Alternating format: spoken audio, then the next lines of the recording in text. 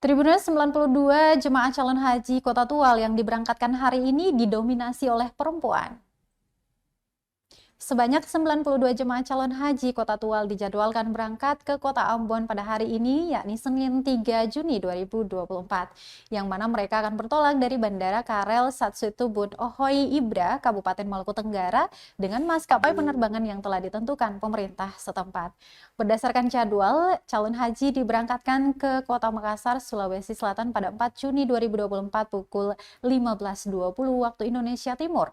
Namun sebelum diberangkatkan ke Makassar, para jemaah diinapkan di Asrama Haji Waiheru, Kota Ambon. Selanjutnya, dari embarkasi Makassar, jemaah bertolak menuju Jeddah, Mekah di tanggal yang sama, pukul 20.10 waktu Indonesia Timur. Kepala Seksi Haji dan Umrah Kemenak Kota Tual, Echan Rumaf mengatakan, 92 calon haji terdiri dari 41 orang laki-laki dan 51 orang lainnya merupakan perempuan. Rumaf menuturkan pentingnya menjaga kebersamaan ini karena haji merupakan ibadah yang melibatkan banyak orang, ratusan bahkan jutaan orang.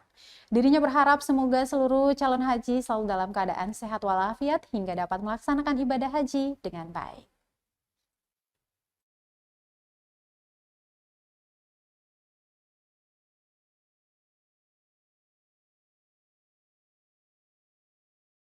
Download Tribun X sekarang, menghadirkan lokal menjadi Indonesia.